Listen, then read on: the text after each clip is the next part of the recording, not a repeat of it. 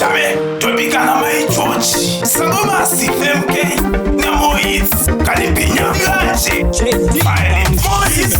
Nimepania spunu nditume. Kundi maise bakani. Wanyanya kundi pima. Nisima selini mukada kundi maisa. Ndine ngosmani. Topikana mai George. Amundi bate boys. Topena senge kutia kanasi. Busy. Kunge shope etonasi. Tapina nechi bonga wa easy. Amundi bate boys. Topena senge kutia kanasi. Busy. Kunge shope etonasi. Tapina nechi bonga wa easy. Mundu wani wekumanyisa bakani. Anopisa senge bani. Anosunga senge cheni. Ndine moto wemeni. Ndakachacha kunge foni. No fly soni. Andiende seti moni. Chatota amba defense. Ndakazika kwanza sandi uze kuti hansi. Kana kuti shinzi ndinoshanda seti panzi. Nekusimudza mawinzi. Ndinokwata 9 months. Topikana mai George. Amundi bate boys. Topena senge kuti akanasi. Busy. Kunge shope etonasi. Tapina nechibonga wa easy.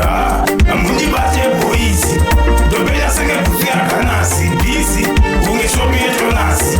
Tapina nechibonga wa easy. Yatokoka iwe. Kisa iwe ndinika ni moto iwe.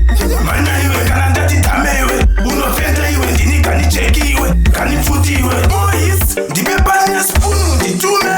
Undimanyise bakani. Wanyanya kundipima. Ndisima selini mukada kundimanyisa. Ndine ngosmani. Topikana mai George. Amundi bate boys. Topena senge kuti akanasi. Busy. Kunge shope etonasi. Ndapinda nechibonga wa easy. Amundi bate boys. Topena senge kuti akanasi. Busy. Kunge shope etonasi.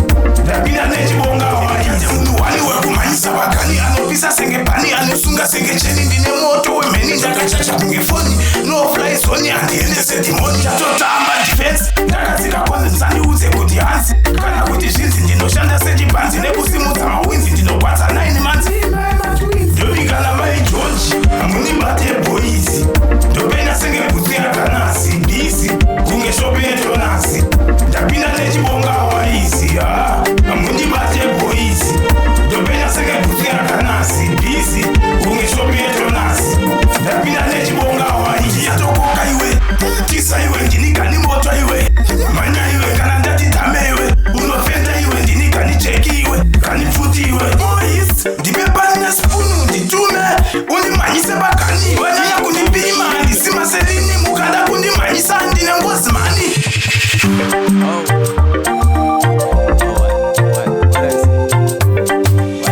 JT Moist Music.